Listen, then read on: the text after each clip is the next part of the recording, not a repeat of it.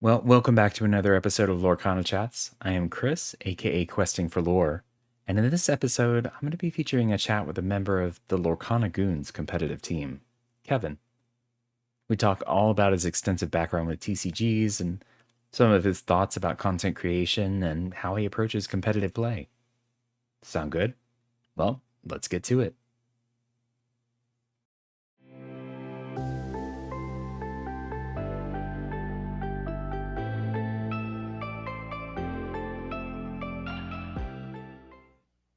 Well, hey, Kevin, how's it going?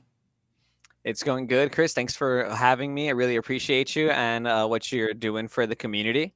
Oh, well, I appreciate everything that you guys do. I love the content. I love the market watch, all that kind of good stuff. But yeah, I know that is no small feat between, having a real life and playing TCGs and going to DLCs and and all that stuff. It's kind of a lot to cram into one thing. So, yeah, just at the outset, I appreciate all the work that y'all put into it. But Thanks, man. um, yeah, so tell me a little bit about yourself. Like, how'd you find out about Lorcana? When did you first start playing? All that kind of good stuff. Yeah, so my name's Kevin. We're Lorcana Goons. I've been playing Lorcana since the first chapter, possibly even before it came out, because when the cards were being leaked, I was already like making proxies. I was trying to look for like online sims like Pixelborn, and I was super Hmm. hyped about it actually. I've been playing card games. It feels like all my life because I play like Playground, Yu-Gi-Oh, and stuff like that before I even knew Yeah, the rules yeah. with my brother and whatnot. And but like I really got into playing like card games on like a tournament scale when I was in high school. Okay. And naturally, like the guys I got older, I kept wanting to try different card games, and they kind of came in and out of my life. But it almost felt like it was a perfect time. It was a perfect storm when Lorcana came out, because I was like getting back into the idea of like going to locals again. I really wasn't enjoying some of the games that I was trying out, and then like out of Mm-hmm. nowhere, like Disney announces this card game, and I was like, I actually really enjoy like Disney like as a pastime, you know. I Yeah, wouldn't call myself like a Disney enthusiast, or as they say, a Disney adult, you know what I mean? yeah, But yeah. I'm in Southern California, so I've had a Disney pass. You know, I've seen. Yep. Actually a huge nerd for like cartoons and stuff like that and Okay. anime. So I feel like whenever like an animated film comes out, like I'm just very passionate about like I really want to go see this movie.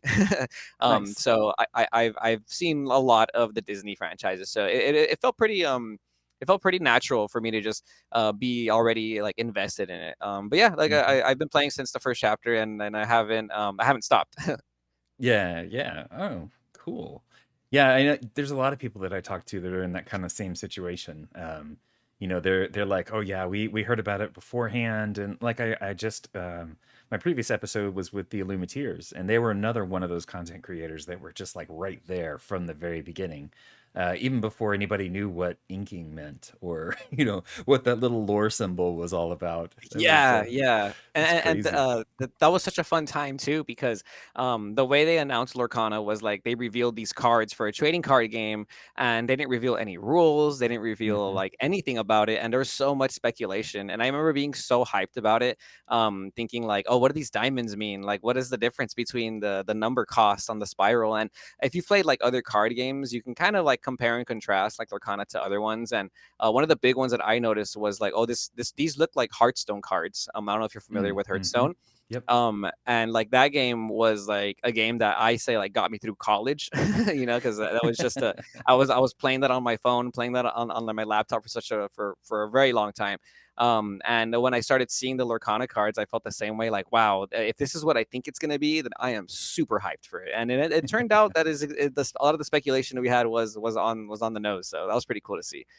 Yeah. Well, I actually didn't start making any content until the announcement of Rise of the Floodborn. So the first chapter was out. I had like I was buying boxes, I was building decks, I was going to locals, and I had already known that I wanted to make content for a trading card game.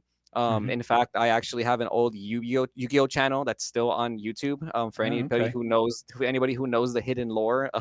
I had a Yu-Gi-Oh YouTube channel when I was in high school under Yu-Gi-Oh memes 2.0, and it was a Facebook page as well, and it was pretty successful on Facebook and YouTube. But I just stopped. Real life hit me as I got older, and I just stopped making content. Yep. And I always knew it's like I always knew that I would go back to it. You know what I mean? And Hmm. Lorcana was, like I said, the perfect storm. And the moment I fell in love with the game, I realized, and I wanted to like really keep up with it. I realized, you know what? Rise of the Floodborn's coming out, and there's absolutely no reason why I should not get on the camera and talk about what's going on. And then I just Nice, kept doing it. nice. Yep. No, that's cool. It's interesting to hear how many people are in that same boat. They're like, you know, I mentioned the Illuminators, but they're not the only ones that were basically like, I see this game, I want to do something, in the community about it. Whether it's just creating creating, fun memes, or Yeah. or actually making videos or something. And so they just jumped right into making videos. Um, and it's really cool to see. I mean, I went all the way down here to the very first one, Mhm. this PPG one. And it's interesting to see the difference in how content creators evolve over time, and how their content changes up and what kind of content. I mean, it looks like y'all were doing the market watch stuff from like the very beginning. Oh yeah. So as you can see, the very first video was like the coverage of the PPG situation, and I remember at the time also when that was going down, it was still the same time frame where everybody was like fighting over first chapter boxes, and it was Yep. impossible to find it at Target or anything like that. And one of the big things about it that I noticed quickly was people were constantly posting, selling these boxes, selling these cards, like what's the value, and Hmm. if you played any other like trading card game, a lot of people do market watch videos for pretty much every trading card game. So I already had like an understanding of like what people might be needing to look for in a video of this kind of style. And one of the things that I really wanted to emphasize was the idea of like meta trends and like news and like card pricing for that Hmm. reason. Because if you're someone like me who wants to go play locals, your DLC championships, your story championships, you really want to keep up with what's happening in like the meta, in the sense of like what's trending, what cards are good, what cards are not that good anymore. And that personally always made a Explore huge hand-picked impact on the hotels. way I played card games, especially being like a broke high school and college student. I was always thinking, well, I don't want to play the tier 0, tier 1 meta deck, because like I can't afford it. So what Yeah. are my Yeah. what are my other alternatives? Like what can I afford, right? So I have an older brother who's into collectibles, and he doesn't play the card games, but he was always collecting.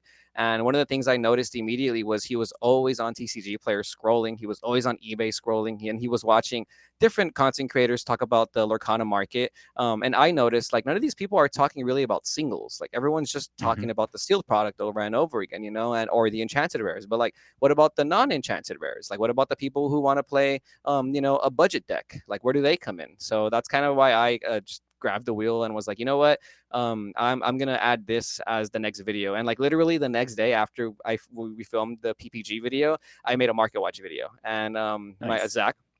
Zach is a full-time card vendor. He's been a full-time card vendor here in Southern California for years now. And the moment I uploaded that video, he called me and he was super excited. And he was like, "I watched your market watch. Like, I really like what you did." And then he kind of gave me some like just some pointers of just kind of things like how I should approach it compared to like other games that. And because I played card games with Zach, same thing since we were both in high school, so I've known him for a long time. Okay. So we were talking about it, but one of the things that he told me that stuck with me was he's like, if you're gonna do this, if you're gonna upload a market watch, be consistent. And he's like, do not miss a single one. And I can Hmm. proudly say that since I've dropped that Monday one, I've told myself we're gonna do this on Mondays and Fridays because the market's so volatile. I haven't missed a Hmm. single one, and I'm super hyped Nice, about that. nice. Yeah, and that is quite an accomplishment. I mean, given how long it's been going, I have to Thank you, say. thank you. Yeah, even when I took a trip to Guatemala, I was filming out there, and it was really fun.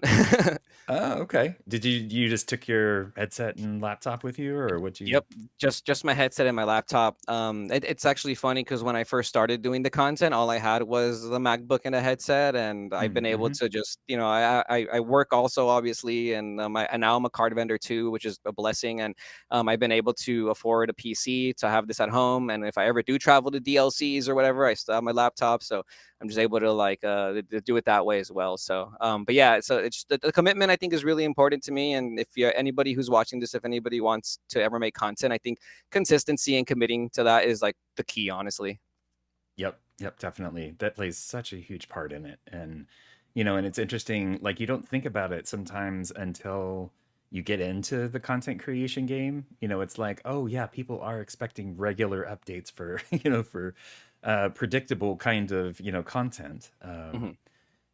And it's interesting. Like, I don't know. I think with the shift from, like growing up, it was always like, oh, my favorite show is on Thursday nights, or whatever. You would, before streaming was this big huge thing, and you could watch videos whenever you wanted to.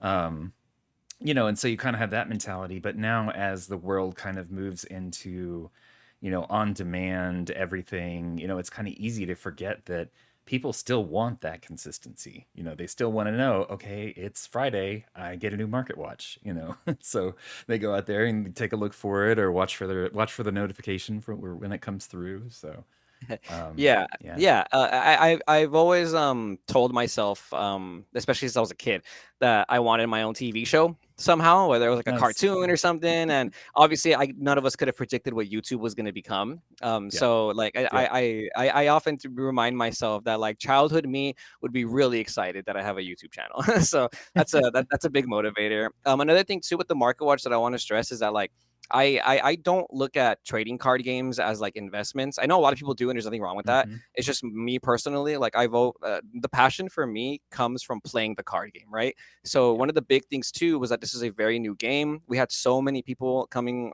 from either old card games, different card games, especially people saying I've never played a card game once in my life, and this is my first TCG ever. And I really wanted to stress the idea of like you should know the value of the cards that are in your deck, that are in your trade binder. Hmm. If you're going to go to locals and somebody wants to trade cards with you, you should know what they're worth. Yep. Especially when I was a kid, I had a bunch of Yu-Gi-Oh cards and I didn't know the value. And I think back about some of the trades I made, and I'm like, oh my gosh, like what was I doing? But like I'm gonna date myself here. Like when I was in high school, I didn't even have a cell phone. Like I got my first like touch cell phone like in my junior year or something. So Yeah. yeah, so you feel me. So it was a Yep. lot I harder. understand. We didn't Yeah. yeah, we did not have like market prices and TCG player and eBay like Mm-mm. easily accessible like back then. So we were really going off of either like rumors of what card prices were or like magazines and stuff like that. And Yep. I remember selling like secret rare Yu-Gi-Oh cards or trading secret rare Yu-Gi-Oh cards and having like the older people around me be like, "Bro, you got scammed," you know. And I think one of the things that I always wanted to stress also is that I want to introduce like the concepts of like the value you have in your trade binder to people. So that's Mhm. that's one of the things that I it's really important to me when I do the market watch videos, but collectability is always going to be there. I Yeah. vend full time now too, and I handle well, I pretty much play every card game now just so I know what's going on. So Pokemon is like in its like gold rush right now, and there's Yeah, just a a bit. lot of yeah, there's a lot of outside investment money coming in there. But like One Piece is a great game. Yu-Gi-Oh is still very poppin', and I do think that there is collectability in every TCG. So to some people, they are going to invest their time and hard-earned money in like long-term collectability, and I think that's great. Mhm. So and I'm glad to see that Lorcana is solidifying itself in that space too. Yep. Yep. So speaking of collectability, I know some people have been kind of critical about, some of the choices in types of cards in Lorcana so far. I'm curious, given that you have this breadth of knowledge from other games, what kind of things do you think would be good improvements for card types and, full art and all that kind of stuff to include in the game in the future? Um, so it's kind of a tough question, right? Because like a lot of people have different wants and needs. There's some Hmm. people who absolutely don't want this game to do what Pokemon is doing, in a sense where they don't want to have a bunch of full arts and a bunch of different ways to get like a legendary Tamatoa, for example. Personally, like I think Pokemon is doing everything in correctly, and I think every trading card game should take notes in a sense, like not to compare apples to oranges, right? But because they're entirely different games, but one of the issues that I see with Lorcana, especially being in the vendor space, is that a lot of people will either buy like a random loose pack, they open the pack and they have no idea what they pulled because Yeah. they could pull a legendary Tamatoa, but it's not shiny, and because it's not Mm. shiny, they have no idea how much it's worth, or they just don't care how much it's worth, right? Yeah. And then another thing too is because of the way like One Piece and Pokemon, even Yu-Gi-Oh have established their type of rarities and their full arts. A lot of people expect like a full art from their packs as a hit, whether Mhm. and whether it be like 5, 10, or $100, and it's really hard to pull an enchanted in Lorcana. So there's a lot of Yeah. people who don't play the game who are just big Disney heads, and they want to pull an enchanted so bad. But I always hear them like, bro, I've spent like $500 on 2 booster boxes, a trove, and a gift set, and I haven't pulled a single enchanted rare. And I'm just Mhm. like, bro, you could have just bought an enchanted rare. But I Yeah. understand. Yeah. A couple of But I them. understand. Yeah, Yeah, yeah, yeah. But I get it. Like you want the experience of cracking packs with the homies, and you yeah, want to pull it then and yep. there. It's so fun. So like my personal want and need for this game would be to have more of a better ratio for some of these full arts. We've seen them print non-foil full art cards for DLC promos. We're gonna get like the store championship promo as a non-foil, but it's not a full art either, so that was disappointing. But if they made more full arts, or even just like a different ratios of like hits, for example, then Mhm. it would feel a lot better. I do think they took a step in the right direction by making all these cold foils. The whole card is cold foil now. I love Yeah, that so much. looks nice. I've literally had people tell me like they cannot tell the difference between a foil and a non-foil anything prior than Arcasia's, which Mhm. is another big concern, because sometimes people would be like, hey, doesn't it literally at the where we vend, some people would say like, hey, the pack says that it comes with a foil guaranteed, but I didn't pull a foil, and I have to tell them like, oh, that card is foil, you just can't tell because it's a Yeah. gold It was foil and it's only only on the art. yeah. Yeah, so I think really what it is that Lorcana is a new game, right? So I don't Mhm. blame Ravensburg for like building up to these types of things. Like maybe in the future they want to ramp into like more and more types of rarities and full art stuff. But the issue is that the TCG space has been well established. There's Mhm. standards already, there's expectations, and I do think that Disney Lorcana slash Ravensburg should ramp it up a little bit quicker to meet those expectations, because one of the things I love is that if you're into trading card games, you probably don't just play one anymore. Back then, back in my day, it used to be you played one game and you hated all the other games. You used to Yep. talk bad about all the games, be like, my game was the best, right? But nowadays, like there's people that I know personally who play like One Piece, Yu-Gi-Oh, Pokemon, Magic, Union Arena, every single Oh my game, and gosh. that's kind of where I'm at too. Like Lorcana is my main game. It's gonna be the game that I love the most because I just love it mechanically. But Mhm. like I enjoy playing One Piece. I enjoy playing Pokemon, and every now and then I'll walk over and I'll be like, let me $6, give me a One Piece pack. Let me see what I can pull. You know what I mean? Because I Yep, like the yep. anime too. So there's a lot of overlap now. There's a lot of overlap now, and because there is that overlap, I would really like to see Lorcana understand that and like kind of change the way people experience the idea of like buying a Lorcana pack. You know what I mean? Because there are Mhm. people who are like, I've never heard of this trading card game before. I didn't know Disney made a trading card game. I love Yep. Pokemon, but I also love Disney. Let me buy 2 packs of each, and then off the 2 packs from Pokemon, they pull like a full art, $5 full art, but they're super excited because it's a full art. And then Mhm. they open up the Arcasia's Island, and they open up a Scrooge McDuck, but they're like, oh, is this what is this? It's not foil, it's not It's shiny, like, is it any not real. good? I don't Yeah, know. Yeah, yeah, yeah. not realizing. Or sometimes people come in and be like, hey, I bought a pack from Disneyland and I pulled this and I heard it's worth money, and it's a Maui half shark, and I'm like, that's definitely worth money. Yeah, yeah.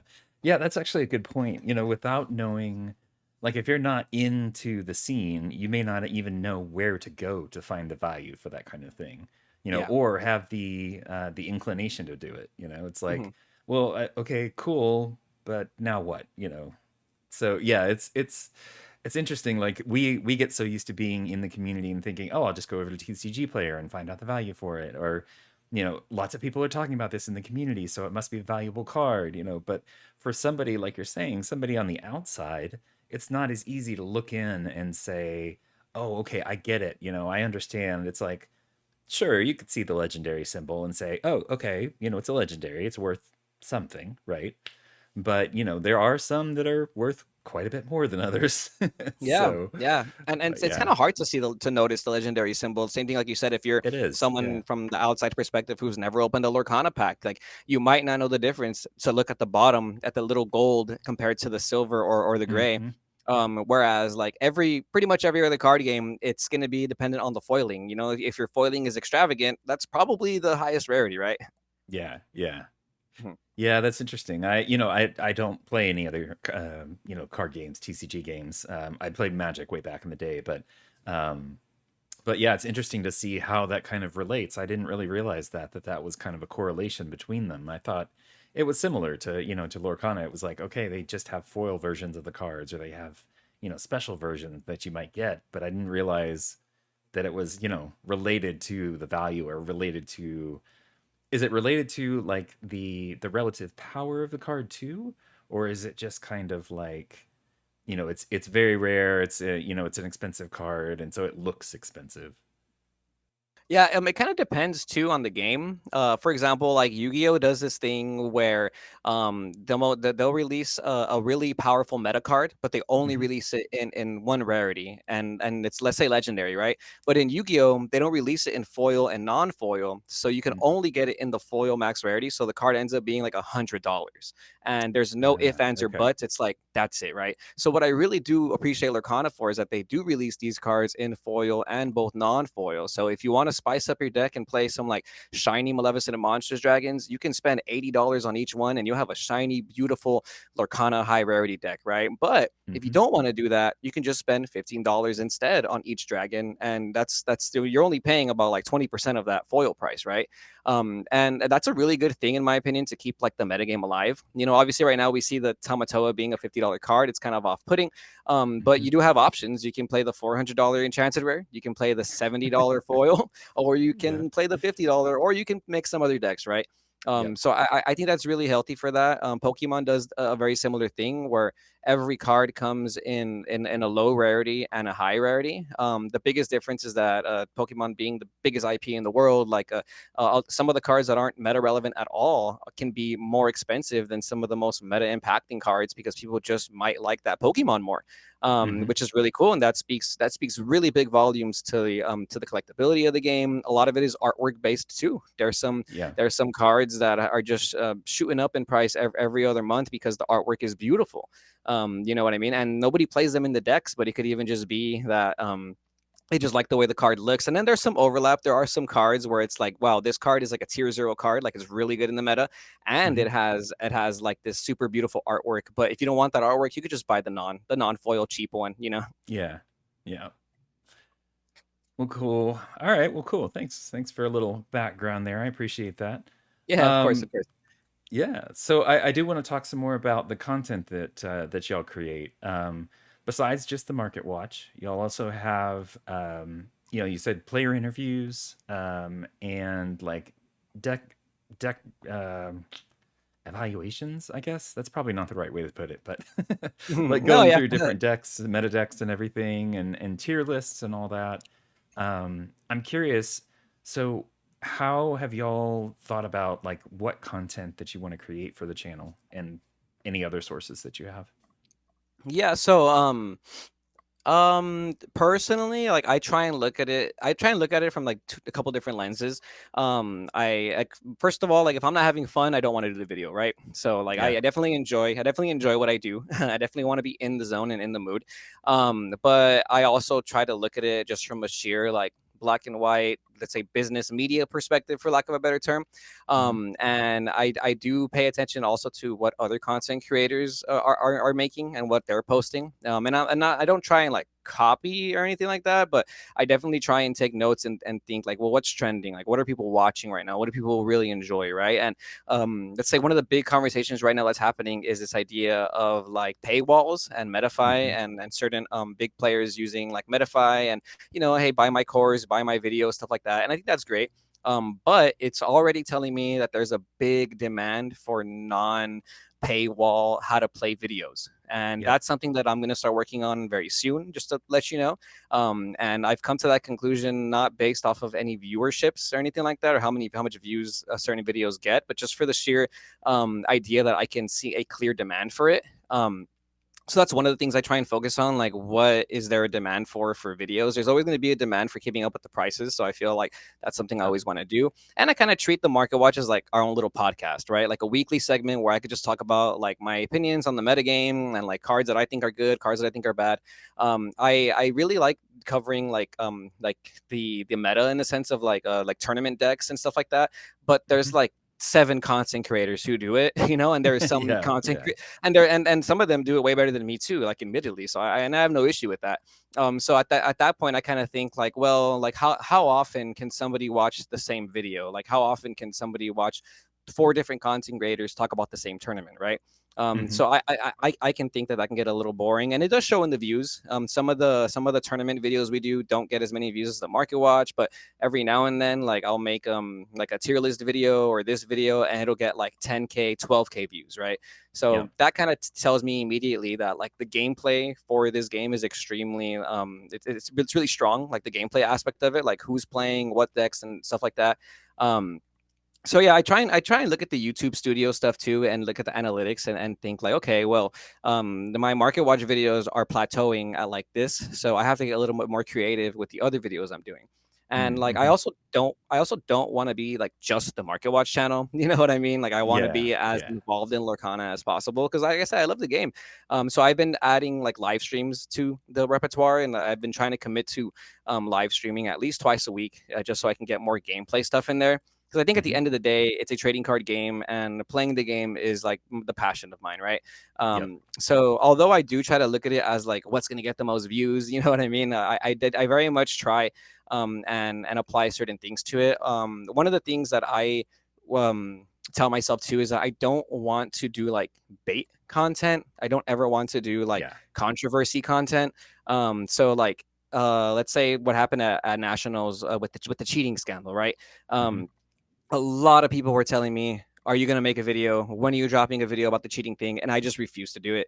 Like I just I don't want that on my channel. Like I just don't want Yeah. to have Yeah. that type of energy. You know what I mean? So there are some things where I'm like, yeah, that probably will get a lot of views, but I'm just not gonna do that because I just don't care to do that type of content.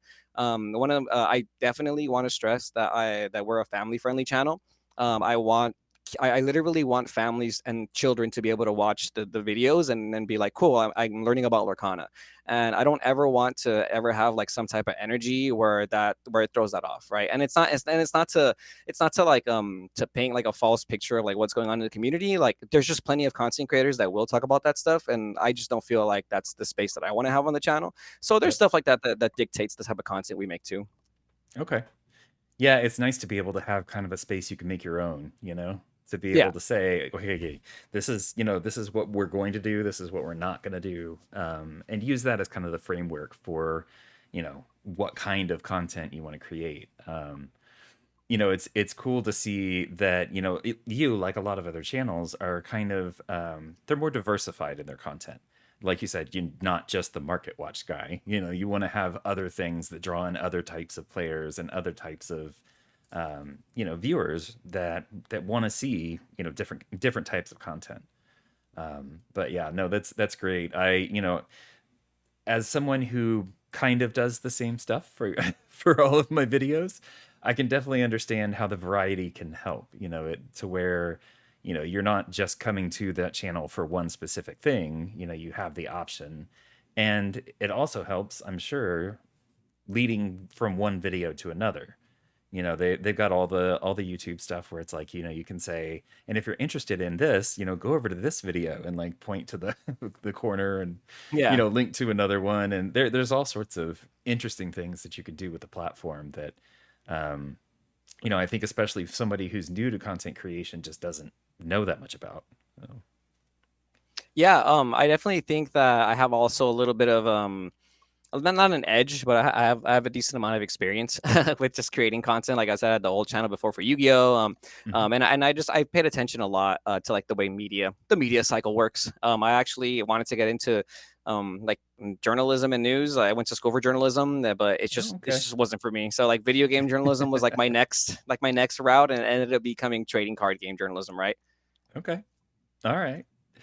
Hey, I seems like fun to me. I mean, honestly. Oh yeah, yeah, I enjoy it. Sorry, give me 1 second. I'm just gonna close this Yeah. door. Yeah, no worries.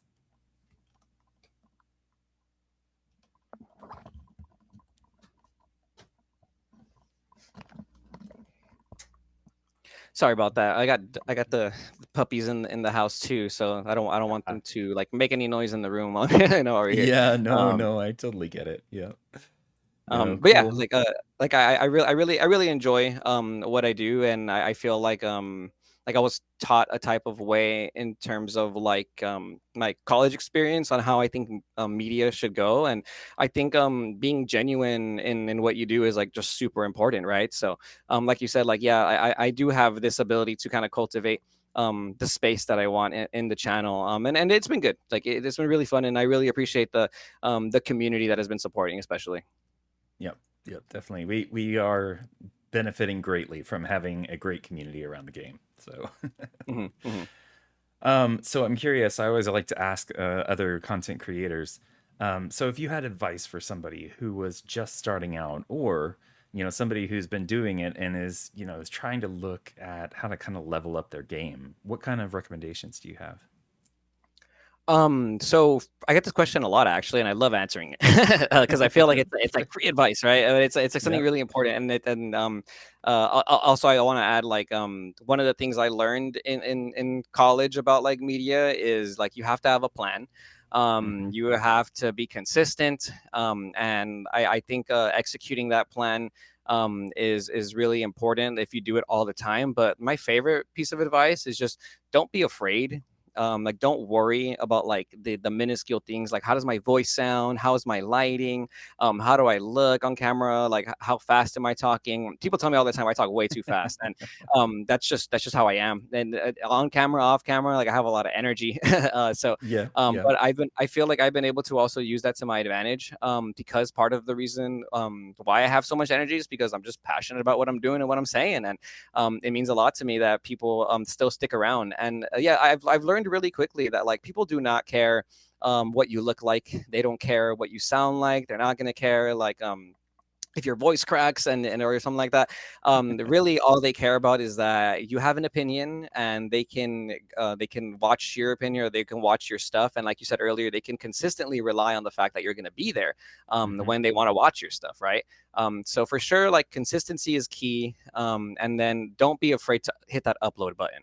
You know what I mean? And I hear that I hear this from so many people. And so I'm in Los Angeles, California, and this is like a big hub for like creatives, whether you're an artist, whether you make like music of that degree, or you're a content creator. And I hear a lot of people always talk about like, yeah, I made this song, but I've never uploaded it to YouTube or SoundCloud, or like I drew this painting, but I just don't want you to see it.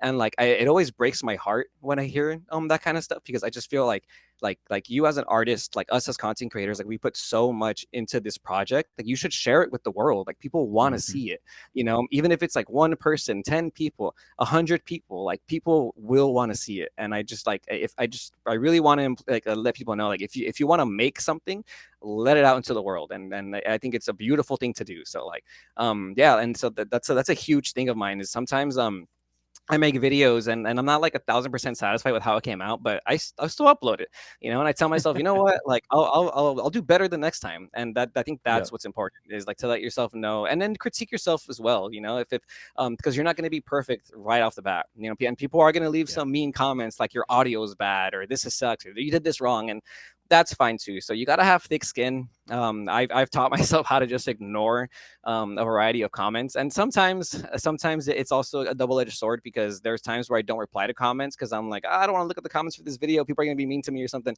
Um, but like you just have to understand that it's the internet.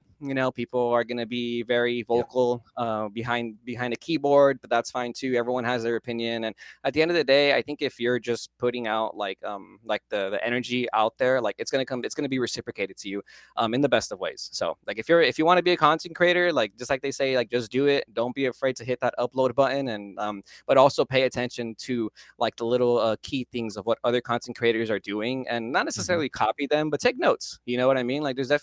there's definitely a right and wrong way to do it. And I've definitely taught myself like what I think works and what doesn't work by comparing my content to not just Lorcana content, but like other trading card game content. Hmm. Yep. Yeah, and y'all have amassed quite a few subscribers there. I have to say, it's pretty impressive for somebody who's been doing this for what, a year and a half or so. Yeah, yeah, about so thank you. I really Yeah, appreciate it. My goal this year is to try and hit that big 10K. nice, nice. So do you have any advice for people that are wanting to grow their channel like that? Like besides just, looking at other videos, trying to figure out what's going on in the community, maybe making things that are kind of, related to that. Is there anything else that y'all did to kind of really help grow that brand and really, get out there? Be loud with your voice. Yeah, like be sure to share it. Don't be afraid to like express yourself on camera. One of the things, especially right now in this like AI driven world, is that I've Mhm. noticed is that like so many people want to be creative, and so many people don't know how to be creative. And it's not that, and it's not that you're not born with it. I just think it's a skill that you can practice and learn like every other skill. You know what I mean? If you can sit down by yourself and like and just write down ideas for like 30 minutes to an hour, you'd be surprised at what you come up with. And every now and then like something just clicks and you're like, no one's doing this. So Yeah. if you find something that nobody's doing and you do it consistently, and I will tell you right now, other people will copy you.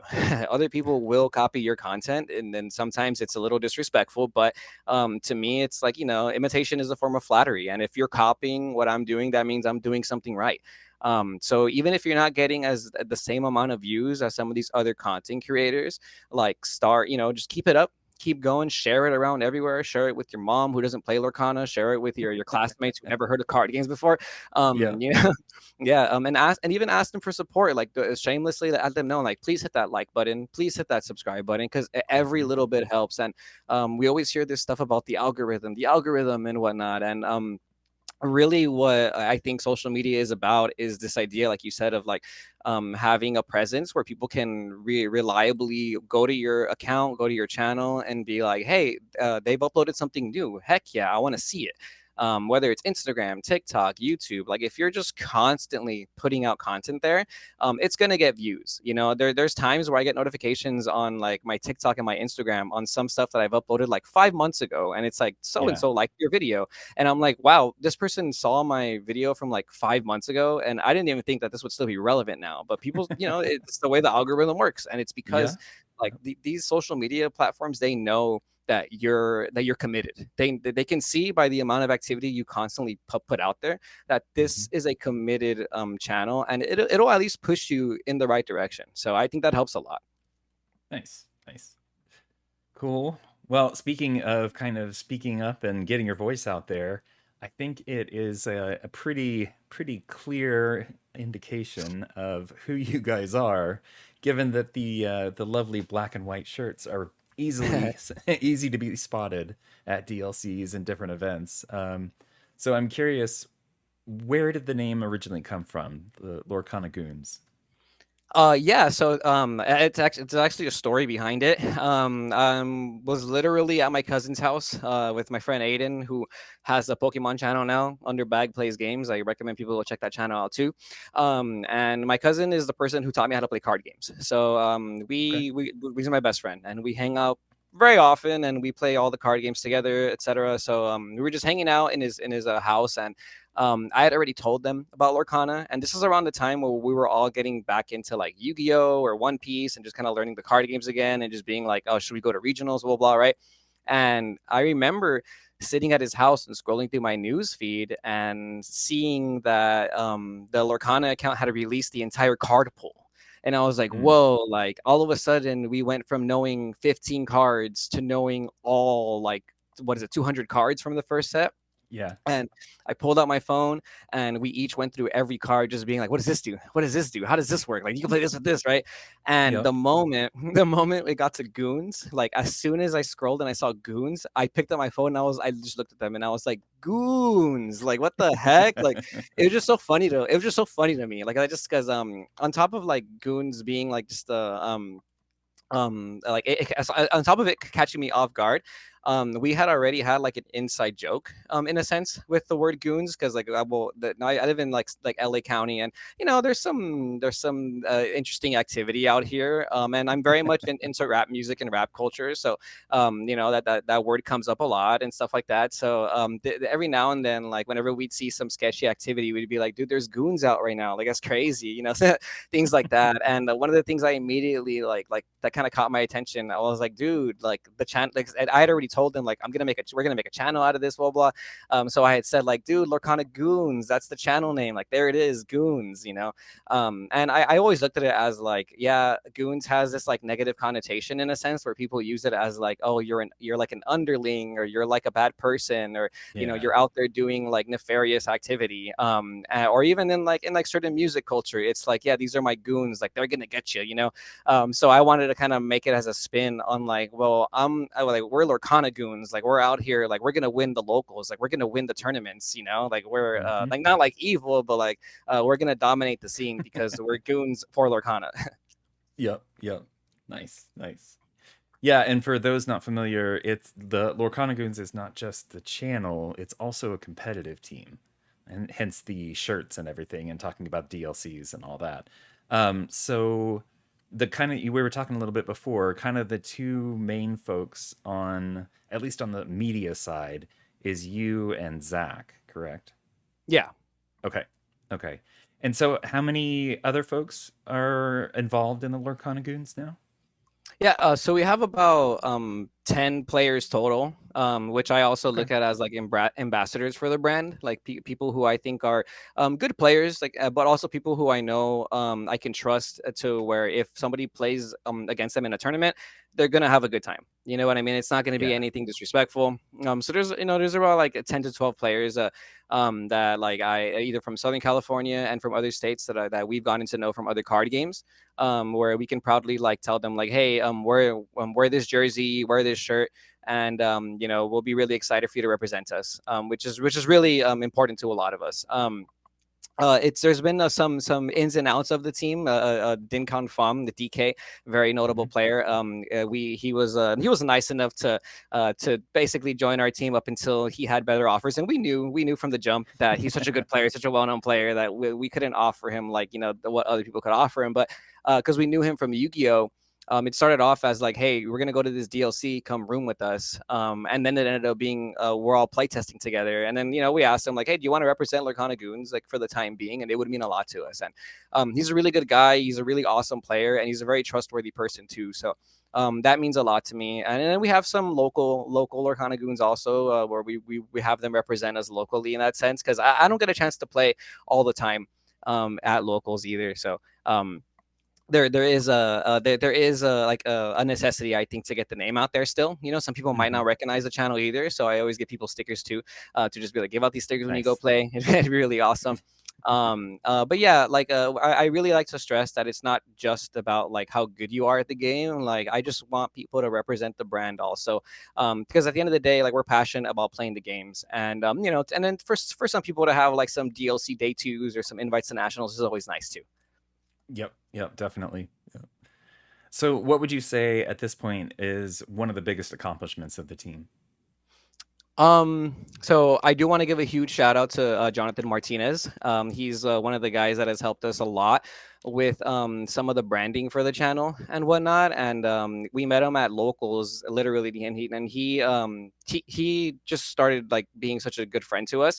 Hmm. Eventually, we were like, hey, like, you know, join our group chat, represent Lorcana Goons, and he actually was one of the people that went 5-0 at the last chance qualifier. So he got his invite to Okay. nationals. So that Nice. was really awesome to see. That was so cool because he's such a good player, and we've gone to a lot of DLCs together. And there's been times where he's been like 4-0 and then he loses on the bubble. You know what I mean? And Oh yeah. you know, so that was really awesome to see. I was super excited, super proud of him personally. Like my biggest accomplishment was making top 16 at Atlanta. Hmm. And trading card games has always been something that's been really important to me. And when I played other card games, I never saw the same amount of success competitively that I'd seen with Lorcana. So it was always something that I carried with me, where I was like, like I really want to like do really well in an event, or top an event, as they say. And Hmm. I was able to do it with this game, and that's kind of why I keep the mat hanged up there, because I just want Nice. a constant reminder that I can do it. And it's not just me. I want a constant reminder that anyone can do it. So that's a big thing for sure.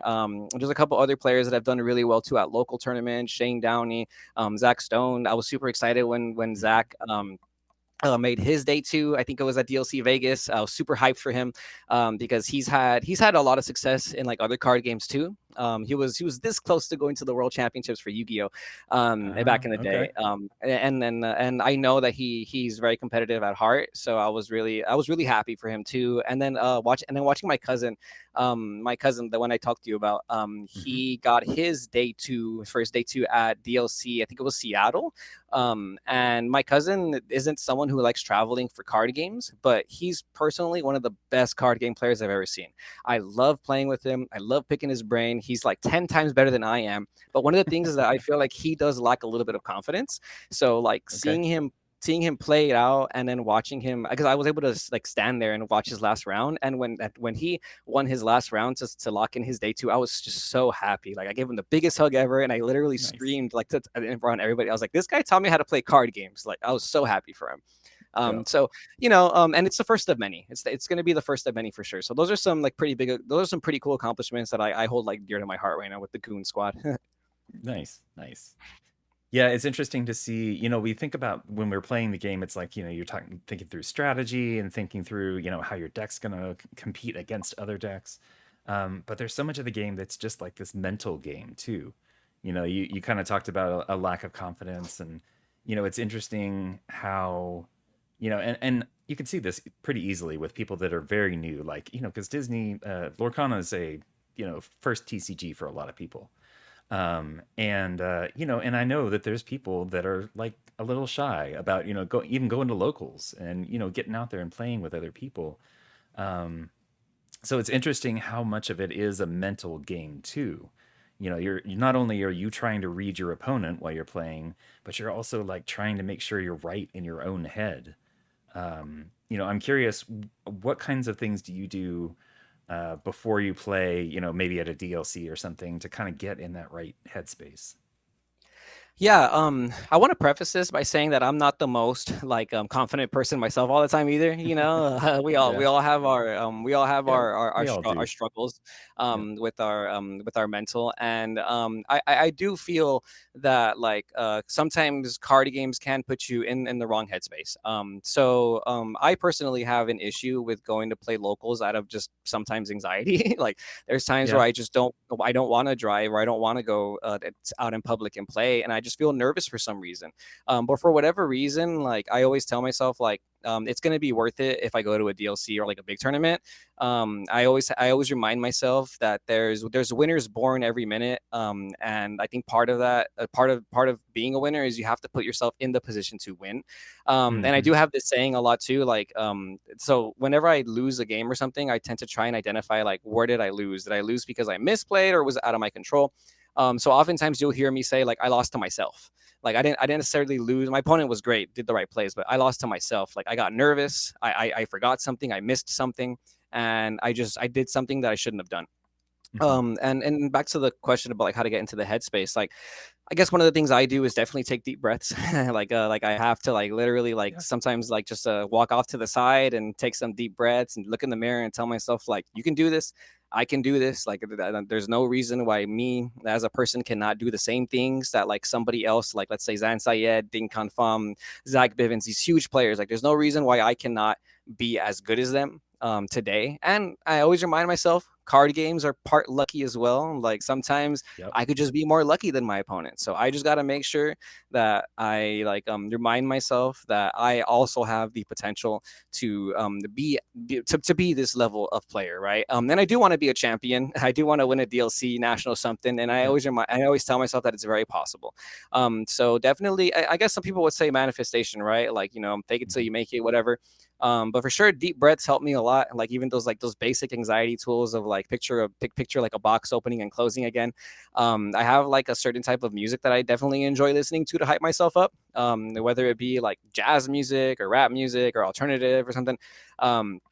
I try and take AirPods whenever I go to DLCs because I Yep. like to just have like something playing in my ear in between rounds, and then having people around you that are going to support you, man. Like I've been around a bunch of different groups in my life, whether it be in college or life in general or trading card games, and I've learned pretty quickly that you need to surround yourself with people that are going to want to see you win.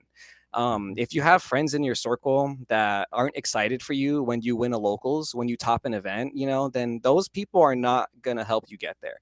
And that's a big factor, I think, with like the mental thing too, is like there's been so many times where like I do like I'm like 4-0 at a tournament, and I start getting texts from like, or messages on Facebook from people being like, you can do this, you got this, you can win, and That's like awesome. I really I really feel blessed to have those people in my life. You know what I mean? So I do Hmm. think that is a very big factor, is like surrounding yourself with people that are going to want to see you win. Remind yourself that you yourself can be that player, and all it takes is just a lot of practice and the ability to be a little bit more lucky than the opponent sometimes. Yep, definitely.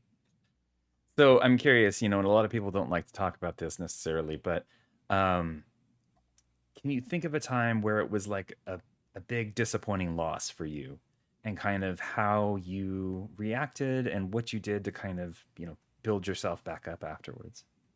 Yeah, so for sure, not getting the golden Mickey was a little rough, Yeah. because I lost in top 16, to Josh Polt. Love Josh Polt, awesome guy, super, just a super wholesome dude, and he ended up winning that entire DLC. So, Hmm. so that was a pretty disappointing time, in a sense. But another one too that I want to bring up was at DLC Vegas. So our friend Christian Urena had locked in his day two. Zach had locked in his day two, and I was playing my last round, and it was the second game against Red Blue. I'm playing Ruby Amethyst. I'm going first. I had already won game one, and like I told myself whenever I was playing that deck, like always keep rabbit in your hand in the mulligan. And I don't know, I got nervous. Like I said, I lost to myself. I got a little too nervous. I don't know what happened, and I decided, you know what, I really want to see this Flynn Sisu line, so I'll put back the rabbit and blah blah blah. And I did not Oh see the no. did Oh not see the no. Flynn Sisu line. The way the game played out was actually insane, because bro was playing Gaston, and I didn't see Gaston at all game one, and he turned Hmm. off my Flynn by turn two. And it ended up being that I didn't see a single rabbit that game. And like as soon as it was over, it was like I said, like I lost to myself. I just lost to myself. Like as I was playing that game out, I told myself I could have played rabbit on four. He already used two brawls this game on both my Flynns. I could have bounced back rabbit with Snake. I would have been in this game. Hmm. Um, and yeah, like I was really disappointed because I wanted to make day two again, right? Because I had done it twice at Texas and at Atlanta, and I felt very confident. And I felt like, wow, I could do this. I'm gonna do this three times, right? And it didn't happen because of the mistakes I made. And I for the Joshua Polt thing, I definitely told myself like, I'm glad I lost to a good player. I'm glad I lost to somebody that I can now call a friend, because it was the first time I had met Josh Polt. And we're cool now. Like I messaged him. I saw him at nationals. Awesome. And I feel like I've made a new friend in this experience. Um, Nationals too. I got to play nationals, and I didn't do too well. And one of the things I kept telling myself even beforehand was, I'm going to savor the moment. It's not every day that you get to play a national tournament for a trading card game. And Yep. some people say you got to have fun first, and yeah, that's true. Like you always got to remind yourself that like this is part of one of life's like beautiful experiences that some people might not get to experience, or some people won't get to experience ever again. Like I've been playing card games for so long that not to get emotional, but I've actually like have lost some friends, people who aren't around anymore, who I Yeah. can't play this with them anymore, and that sucks. So I try and tell myself that it's really important to appreciate the moment. Yeah. Yeah. Definitely. Yeah. Sorry, I didn't mean to bring up any bad No, memories. no, no, no, no, and no, they're great memories. They're beautiful memories, and that keeps me going. Because a lot of these people were people who taught me how to play the games too. So I try and apply that. I try and apply that to like what I'm going through whenever I'm going through these losses. And I Hmm. think learning how to lose is so important in trading card games, because Yep. especially with other trading card games, like I've had a lot of people like rage quit. You know what I mean? Yeah. Like Yeah. so like learning how to lose is so important, and like learning how to take those L's and understand like, was this because of my own decision making, or was it just luck? And when it's just luck, when it's just one of those things, like the cards were stacked a different way, not in your favor, Yeah. you can't change that, you can't control that. Yeah. So whenever I lose like in those situations, I always try and just pinpoint like, did I misplay, like did I ink something I shouldn't have inked? And if I can learn from the experience, that helps a lot too. So I've definitely learned not to stray away from my strategies of like, if I'm gonna keep rabbit from rounds 1 through 8, I got to keep it in round 9 too. Like, I can't just not keep rabbit, Yep. right? Yep. And then losing with grace too. Like I never want to be the person that loses and gets mad at my opponent. Like I never want to leave somebody's. I don't want to be a sore loser. Like at the end of the Hmm. day, like I love trading card games. They're truly a blessing, and I want to like leave that with people. You know what I mean? And then making Yep. content helps too, obviously, because I can always tell myself, well, I didn't do well in this tournament, but I have the content to make me feel better to back up anything else, right? Yep, yep. Well, and it feeds into it, right? You go, lose in this tournament, and then you come back and you say, "Okay, I know what to talk about in this video," and say, "Do this, not this," because you did it. Yeah, yeah, Um, exactly, exactly. yeah, speaking from that place of experience is huge in my opinion, and the Mhm. authenticity of it all and everything. Um, so I'm curious, when you're doing prep for these competitions, what does your prep regimen, I guess, look like? A lot of it is just practicing online. When we had Mm-hmm. Pixelborn before, that was just overpowered. Like I would just play Pixelborn like nonstop sometimes before the Yeah. DLCs. Right now we have Fight Club, so I play a lot of the current online sim that's available. But for sure, one of the things I don't do enough is go play locally, and it shows. I played a tournament at Top Choice Gaming. It was like a 98 player tournament, and I didn't do too well. But I noticed the people that did very well, that finished in top 8 and top 16, it's people that go to locals every week, twice a week. That's something that I Okay. haven't been doing. Yeah, that's something I haven't been doing, and it definitely made an impact on my decision making, on my how fast I was playing. Because Hmm. some things you can't just click in real life. I gotta add counters to me. I gotta make Right. sure I'm turning my card sideways, and I'm of the belief that you really should not be going into time in when you're playing your matches, best of two, best of three, whatever. It's perfectly avoidable to not go into time. Most of the time, if you're going into time a lot, it's because you're playing too slow, and it's something that you have to work on. So like I really try and make sure that I don't get any draws. And that day I was taking way too long finishing my matches, and I was like, ooh, like I do not have the experience that I need to have to win this tournament. Um, so for sure, like they say, practice makes perfect. And I also definitely reach out to certain people, and I'm like, what do you think of my deck list? Or I'll post in my Discord too, like, I'm thinking of playing this deck list this weekend. What do you guys think? And I just like hearing a variety of opinions, because sometimes people say stuff that I never thought about. Or Yep. sometimes people bring up cards like, hey, why don't you try this card out? And whether or not I decide to use that card, it still like triggers in my brain like, oh, this person has a really good like concept though. Like I understand where they're going with this, and I need to try this out. Maybe I'm sleeping on something.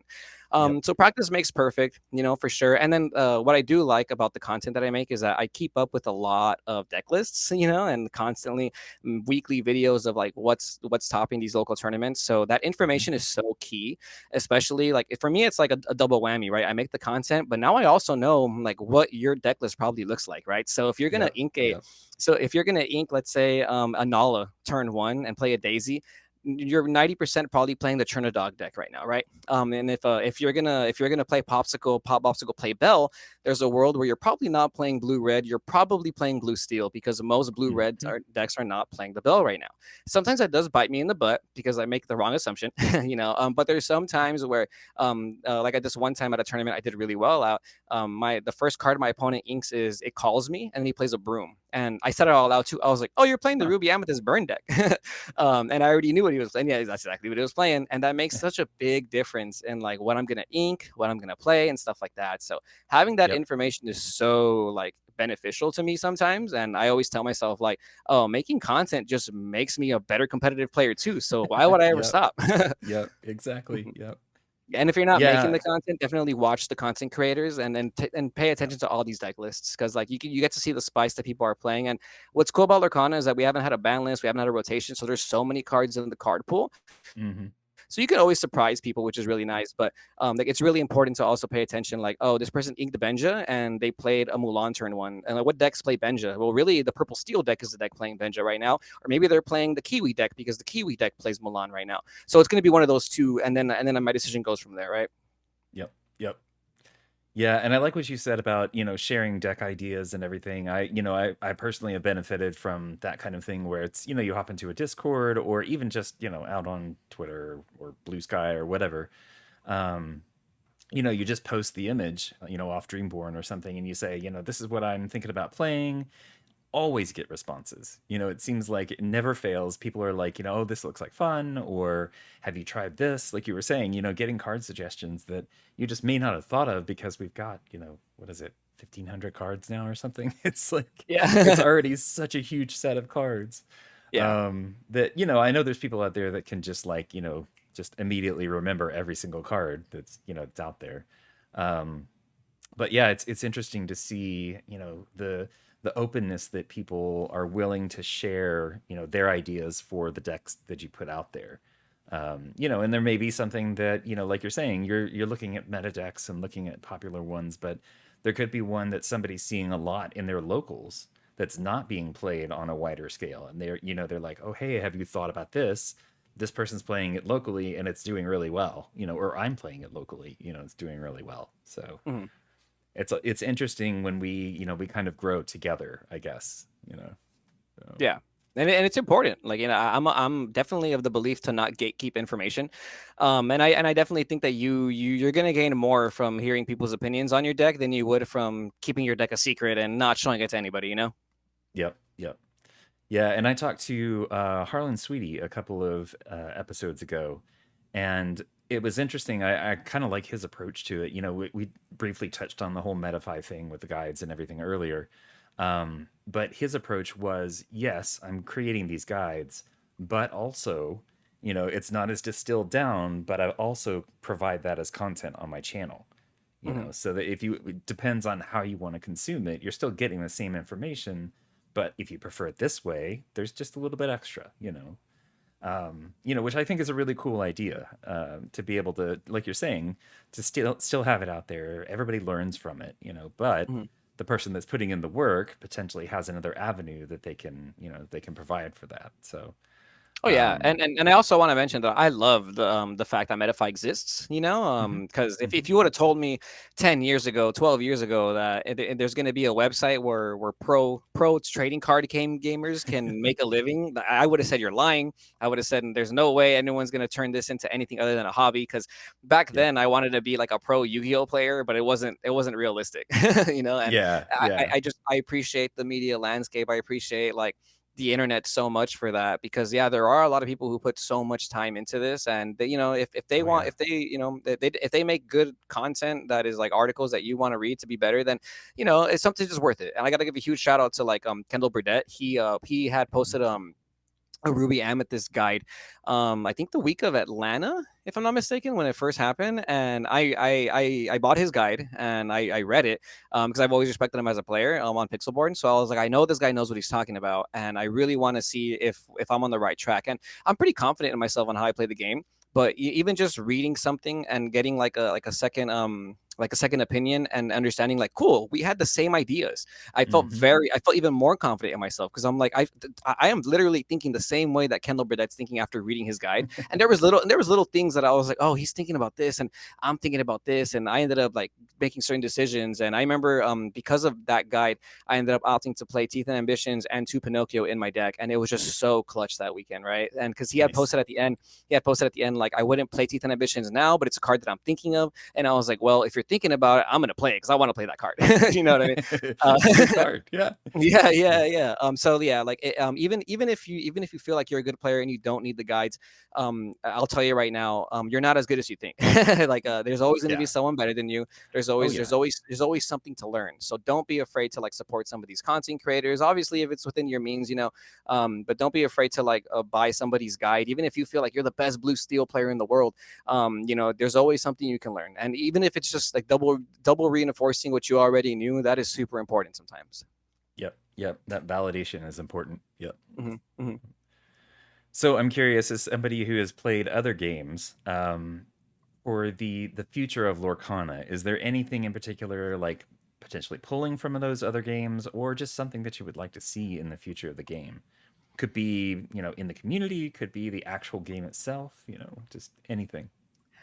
For sure, more events. Like I Yeah. know, I Yeah. know, I know. We're waiting for the next DLC season. I know they said, "Hey, Yep. we're working out the kinks and whatnot."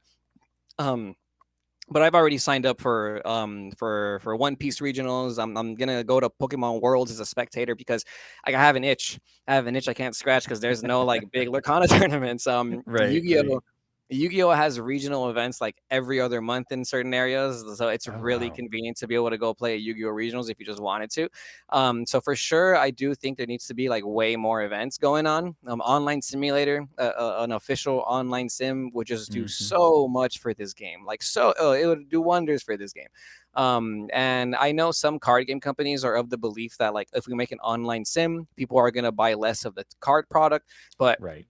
I'm sure they can look at the data. It's shown that it's the exact opposite. I get so many people coming into like our vendor space, our booth, who say like, "Oh yeah, I haven't played Yu-Gi-Oh since I was 10, but I found this Master Duel app and I've been playing. I've been addicted for like 3 months, and now I'm ready to build a Yu-Gi-Oh deck." And I'm like, "Bro, this person went from downloading your free game to spending money on your IP. Like that is so Mhm. important."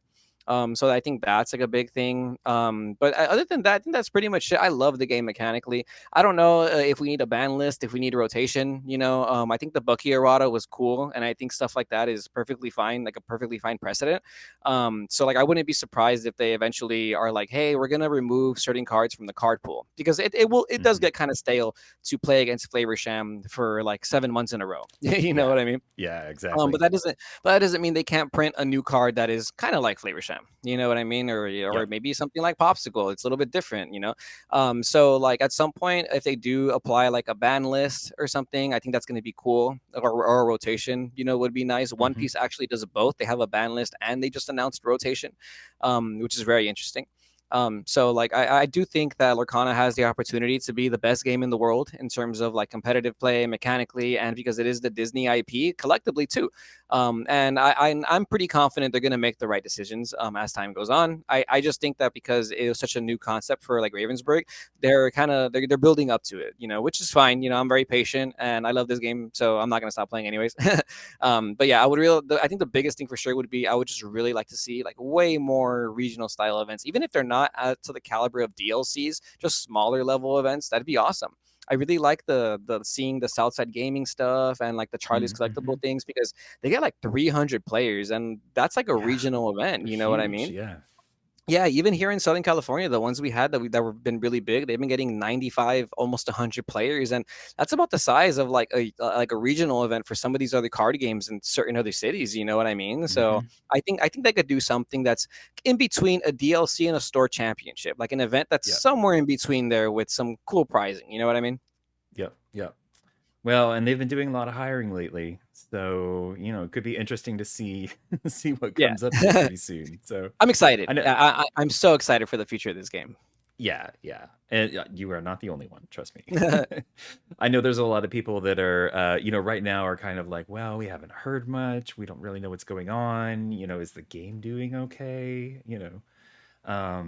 But, I think it's just a lull, and I saw somebody, from a different community say that, this is something that happens with a lot of games, They'll get that first, burst out of the box, and then as things start settling, it kind of fades, not fades a little bit, but you just don't have as much like constant, oh, okay, cool, this is a new thing, we've got new events and everything going on. So I'm hoping that they can kind of get the people that they need in there to kind of really keep pushing things forward. Mhm. So, Yeah, I agree. Like I think they're on the right track, yeah. and I'd like to think that they well, I know they pay attention to the voices of the community. We've seen it. Oh They've yeah. literally acknowledged like, hey, we hear you guys talking about this, so we're gonna change this. So yeah, it's gonna be really cool to see like what they implement in terms of more events, or even Hmm. just like the Sims or the competitive style. Another thing too would be if they started emphasizing more multiplayer gameplay, even at the local game store Yeah. level. I do feel like there's so many people who want to play the game but don't want to necessarily fly to a DLC. They don't want to necessarily compete in their store championships because they feel like they're just not that like level of player, which doesn't Hmm. matter what kind of player you are. I think you should play. You probably win the tournament anyways, just letting you know. Um, Yeah. but yeah, like I really love hearing like people tell me their commander stories from Magic. And it always feels like like Lorcana could also have that gameplay style of like, I'm just gonna have like 6 friends come over and we're just gonna, have some drinks and play card games all night, and we'll see who Mhm. wins. And the multiplayer aspect of Lorcana is so fun. Like I love playing multiplayer games for Lorcana. It's just hard to find the right people to do it because I have a lot of Yeah. like competitive friends in my circle, so people don't want to just do that for fun. Yeah. So Yeah. and then most of the stuff I feel that is multiplayer oriented, it feels like the local game stores are kind of doing it independently. Like they've created their own multiplayer system. So it would be really cool to see Lorcana kind of emphasize that a little bit more. Mhm. Yep.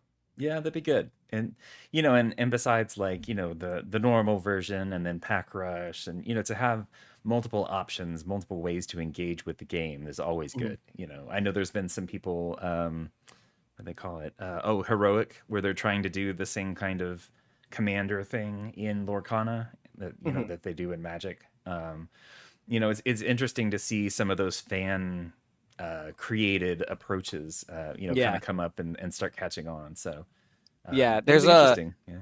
there's a lot of stores around me that kind of have like meme night, for lack of a better term. Like I Hmm. always hear it too, like, oh yeah, this week we can only play cards that are facing to the left or something like that, or like this That's week, awesome. yeah, this week you have to either pick between villains, allies, or heroes, and that's it.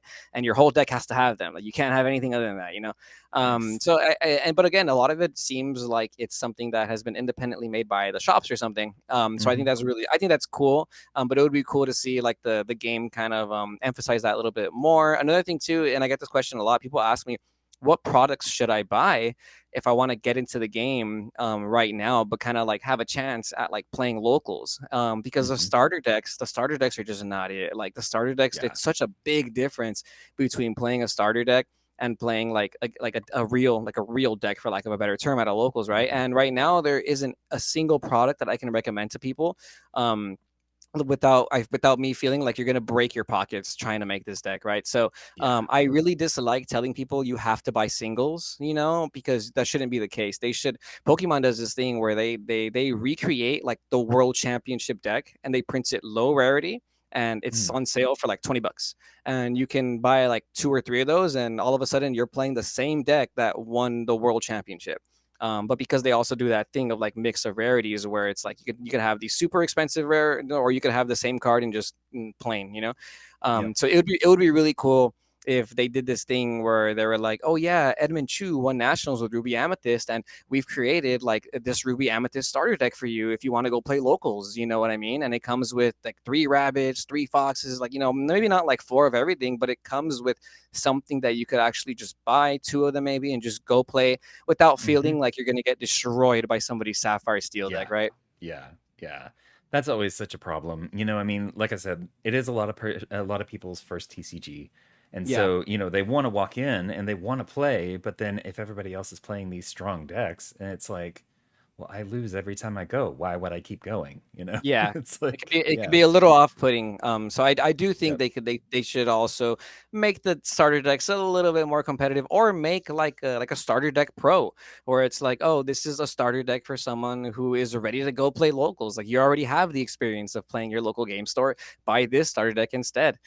Somebody came in literally yesterday, and it's a guy who always comes in to buy Pokemon and Magic, and Hmm. he's like, hey Kevin, by the way, look at this deck I made. It's a Lorcana deck, and I was like, whoa, you're getting into Lorcana? And I was so excited for him. And it was the Ruby Sapphire starter deck from Inklands, and he was like, "What can I add to this deck to make it more competitive to go play locals?"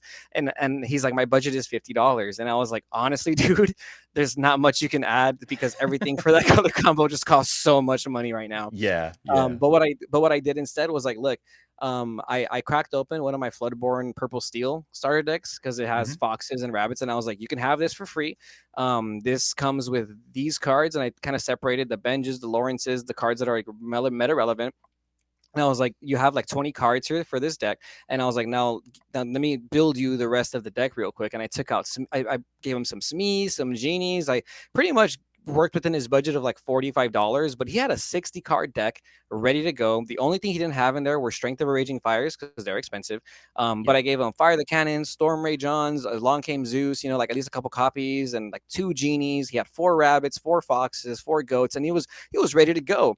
But like I had to do all that like myself, and Yeah. most people are Yeah. not going to do that. And I do feel like the company could just already have that ready to go. So I do think the Rise of the Photoborn starter deck is great for that reason. Like that one was so good because it had like Hmm. everything you needed. But you know, so I was more than glad to help him like get a deck to like go play his local tournament. Which he messaged me later and he was like, "Yeah, the deck was so much fun. Like, thanks for showing me this deck. Like, I really like the tempo style. It's exactly my gameplay style from like Magic the Gathering. So I was really happy to play it. Nice. And I was glad that I was able to work within his budget too, because not every card needs to be expensive. And you know, he could still be adding some more cards in the future if he really wants to get into it too, which is good. Yep. Yep. Well, cool. Well, hey, Kevin, thank you so much for sitting down and spending some time with me. I really appreciate it. I've had a great time. And I Of course, learned man. some interesting things about other card games there at the beginning with the different rarities and stuff. I did not know that, so I Yeah. appreciate that. Thanks for having But me, Chris. I really appreciate it. Like yeah, I think I just want to leave off and say that I really appreciate the Lorcana community. Like I'll say it again. I think trading card games are truly a blessing. You know, so if you're someone who's watching this and you enjoy yourself, like I think that's the most important thing. You know, if you're gonna go play yeah, locals, you're gonna build a deck. Like just make sure you're having fun. Make sure you savor the moment. You know, because I think that's the best part about it is the fact that we have this at our disposal. I have a lot of people in my life who tell me like, hey, I'm this age and I feel like I have no friends. And like I thank the higher powers for I'm not in that situation. I can go play a local game store, a random local game store, and I'll probably make a friend, you know, by the end of yep, that. So I think yep, I think it's so important, especially like in this era of like internet, where we're all like connected through like social media, to be able to have places where you can just go and make new friends, especially like, you know, as we get older, it's harder and harder to do, but trading card games yeah, really let us do that. yep, yep, definitely. All right, well, I want to end with the same 3 questions that I ask everybody. So first off, your favorite ink and card right now. My favorite ink color is amethyst. I like drawing cards. I think drawing cards is so fun. Yep. So my favorite card is going to be Merlin Rabbit. I think Merlin Rabbit is the best card in Lorcana, and I'm going to stick by that. I love that card so much, and I think if I were to ever get a Lorcana tattoo, it's probably going to be Merlin Rabbit somewhere. Nice. That would be awesome. All right, second question. Favorite Disney movie and why? Now I know you said you're not a super big Disney head, but Yeah, I really just appreciate animated movies, so I feel like I've seen most of them, if not all of them. I would say my favorite. I have top three, top three, top three. top three is good. Yep. Number one is going to be Big Hero 6. Big Hero 6 has a special place in my heart. I really just love the story of like Hiro Hamada and Baymax, and that story of the way like he created a new family of superheroes, and just, you Hmm. know, the way it all pans out is just beautiful to me.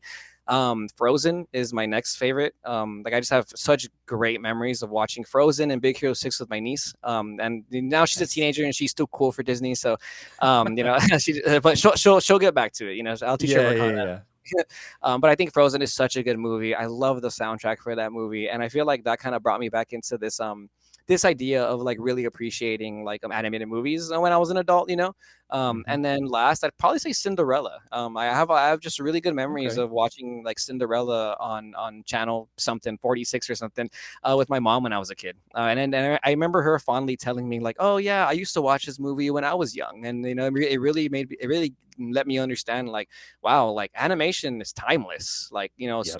stories are timeless, and storytelling is something that I just love so much. So those would be my top three for sure. Awesome. Awesome. All right, and last question. Where can people find you and your fellow goons and your content? Yes.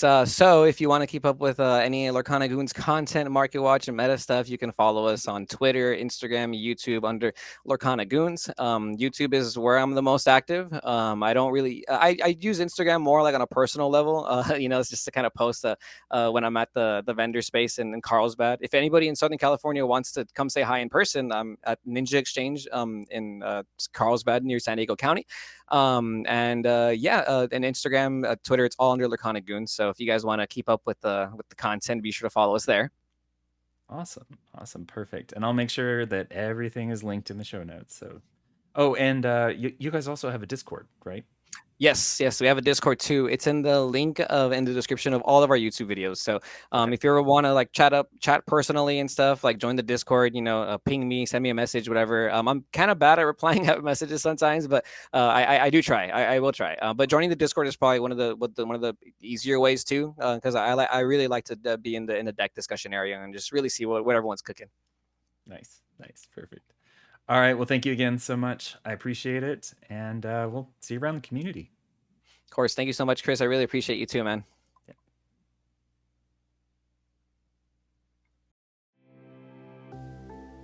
Thanks for checking out this episode. I hope you enjoyed my chat with Kevin and maybe even learned a thing or two about how to up your competitive game.